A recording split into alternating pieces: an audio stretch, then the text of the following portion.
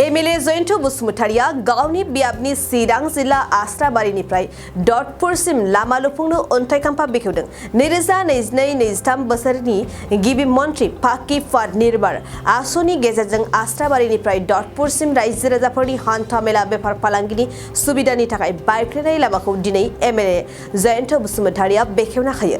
Mla जयन बसुमतारिया खौरां बिजोंनि सिगाङाव फोरमायोदि आसाम सरकारा 2 बोसोर जाफुंनायाव गोबां जेंनाजों मोगा-मोगि जानो गोनां जाबोदों आरो दिनै ड्राग्सनि फालांगि खालामग्रा आरो जाग्राफोरखौ हमनो गोख्रों राहा लागासिनो दं।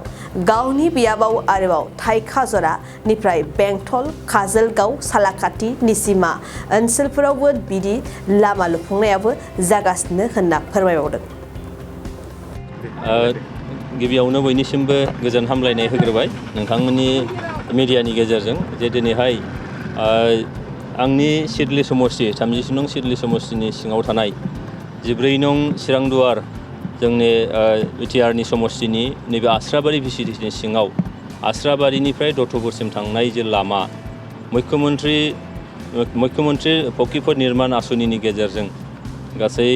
प्राय 2 किल'मिटार 1 किल'मिटार 800 मिटार बे लामाखौ दिनैहाय अन्थाइ खाम्फा गायसननानै बेखौ जागायनो सिगांदों। दा बेयाव नुजानो हानाय जा चिरांदुवार ब्लकनि UPPLनि आफादगिरि बिरदाव मोसाहारि जों लोगोसे जोंहा अफिसारफोर दङ। जोंनि आइजो गांखंनि दैदेनगिरि मानगोनां बिथां मन्जुला बसुमतारी बिथां दङ आरो गासैबो जोंनि प्राइमारिनि दैदेनगिरिफोर चेयारमेनफोर दङ। बयनिसिमबो गोजोन हामलायनाय होदों। आङो जोबोद गोजोननाय मोनदों जे जोंनि आसामनि chief minister doctor Himanta Biswa शर्माया आसामखौ जौगासार आसाम खालामनायनि थागिदाजों मोनफ्रोमबो ओनसोलखौ लामा सामानिफ्राय लानानै गासैबो बिथिङाव जौगासारनायनि मोनसे कानेक्टिभिटिखौ थिक खालामनो थाखाय बे आसनिखौ होदों। 50 किल'मिटार साफ्रोमबो MLAनो बेखौ चान्स होनाय जादों। आङो दिनै नैबे आस्राबारिनिफ्राय दतपुरसिम थांनाय जे लामा बियो मोनसे बायग्लिलांबाय, लामाया जोबोद गाज्रि जाबाय। बेखौ गोदानै लुफामफिननायनि थाखाय जि मोनसे आसनि बेखौ लानाय जादों। मिजिं खालामदों बेजों नैबे ओनसोलनि थांनाय गोलाव समनि जेफोरखौ लामाखौ लानानै जे जेंनामोन बियो दिनैनिफ्राय हयथ' निस्सय जोबगोन आरो बे लामायाव बोसोरब्रैनि मोनसे मेन्टेनेन्सनि बाथ्रा दङ। जाय ठेकादारा बेखौ मावगोन बोसोरब्रै बेखौ मेन्टेनेन्स खालामबाय थानांगोन। दा बेबायदिनि गेजेरजों दिनैहाय 14 नं चिरांदुवाराव बे मोनसे आरो बुरतिनियालनिफ्राय थांनानै बेंटल थुक्राझारसिम बे मोनसे लामा दङ। बेखौ बानायनाय जागोन आरो जोंहा काजलगावआव मोनसे लामा दं काजलगाव समष्टियाव,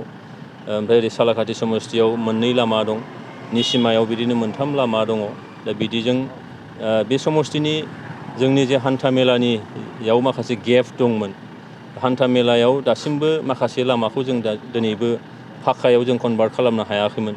बेखिनिखौ दिनै मावनो नाजानाय जादों। बेनि अनगायैबो जोंहा बे समष्टियाव दंफांनि दालांखौ नोङो फाक्कायाव कनभार्ट खालामनायनि थाखाय 18टा दालाङा निस्सय नैबे खम समनि गेजेरावनो जागोन आरो बिदिजों कमिउनिकेसननि जेफोर गेप दङ बे गेपखौ निस्सय गैया खालामनानै जौगानायखौ मोजाङै लांनायनि थाखाय मुख्यमन्त्रि बिथांनि जि सिमां बे सिमाङा निस्सय मोगथां महर मोनगोन आरो बेजों जोंनि बिटिआर ओनसोलनि जे जौगानायनि जे हाबाफारि बियो जोबोद मोनसे रिपिडलि जागोन होननानै आंहा फोथायनाय दं। नोंथांमोननि गभर्नमेन्टआ मैयानि दिनाव 2 बोसोराव आगान होबाय। 2 बोसोराव दिनैसिमाव माबायदि रिजाल्ट होनो हादों जौगानायनि गेजेराव?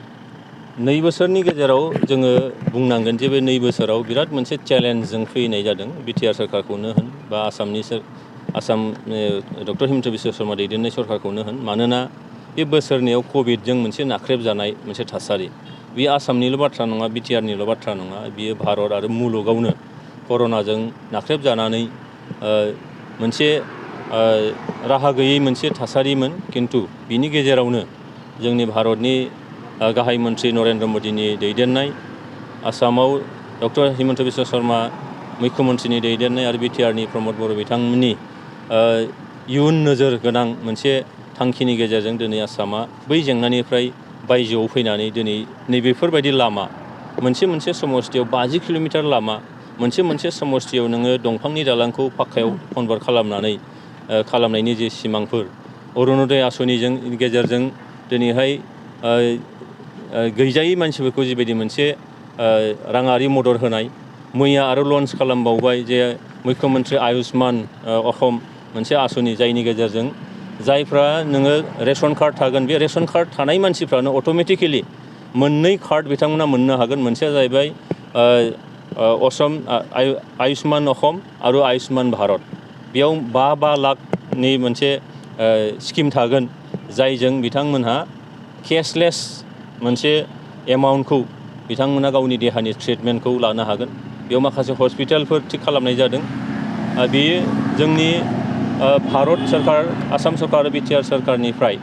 जिबायदि जौगानायखौ रिपिड रेटआव लांनो नागिरनाय बेफोरनि मोनसे बिदिन्थि दिनै बिटिआर सरकारनि प्रमद बर' दैदेननाय बिथांनि बाथ्राखौ बुङोब्ला दिनैहाय लामा सामा बानायजों लोगोसे दिनै नोंथांमोना हयथ' सरकार हिसाबै मालाबाबो बबेबा मोनसे सरकारा हयथ' लायाखै थांखि लाफेराखै नाथाय बिटिआर सरकारनिफ्राय